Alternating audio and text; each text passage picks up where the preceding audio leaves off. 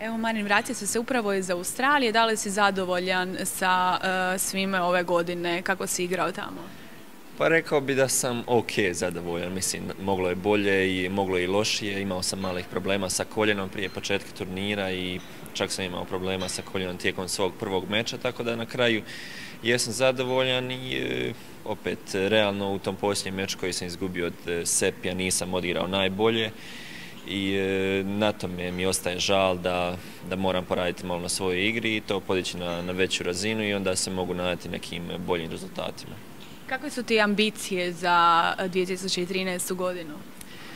Pa ambicije su mi, rekao bih da prvi prioritet mi je naravno ostati zdrav i onda podići nekako svoju igru jer opet gledajući nekako i ove igrače iz vrha doveli su tenis u takvu situaciju da gotovo su na perfektnoj razini što se tiče i mentalne snage i fizičke i posebno njihovih teniskih finesa i to od svih nas ostalih igrača koji smo blizu njima potražuje da budemo još bolji, još spremniji, da imamo i više odricanja i svega toga, tako da se nadam evo, da ću uspjeti i pokušati naravno završiti godinu kao među prvih 10. Evo, sada je zapravo Davis Cup, Hrvatska i Italija. Znam da se vi, dečki, najviše veselite tim okupljanjima.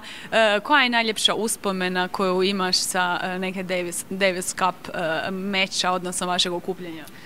Pa je, evo, naš novi Davis Cup susret je sada sljedeći tjedan, a najbolja uspomena rekao bih da je to bilo četvrtfinale svjetske skupine kad smo igrali protiv Amerike i gdje smo ih porazili ovdje u Hrvatskoj i to mi je iskreno bila jedna od najljepših uspomena uopće u karijeri, a i naravno za Davis Cup jer ekipa je bila odlična, uživali smo taj cijeli tjedan i plasirali smo se s tim uspjehom u polufinale. Ove godine igraš PBZ Zagreb Indoors, puno se očekuje od tebe, a šta ti očekuješ od navijača? Pa da, evo, novi je PBZ Zagreb Indoors pred nama, pa očekujem da će biti naravno veliki broj navijača, da će doći podržati sve nas hrvatske igrače. Siguran sam da će biti nivo tenisa na odličnoj razini, dolazi i dosta dobrih stranaca, bit će mislim i Bagdadis i Južni koji je osvojio prošle godine, ima tu i ostalih nekih dobrih imena, ali evo nadam se da će opet Hrvati ostaviti najveći utisak, ali i da će navijači ove godine biti u velikom broju i da će možda srušiti neke rekorde koji su postavljeni prijašnjih godina.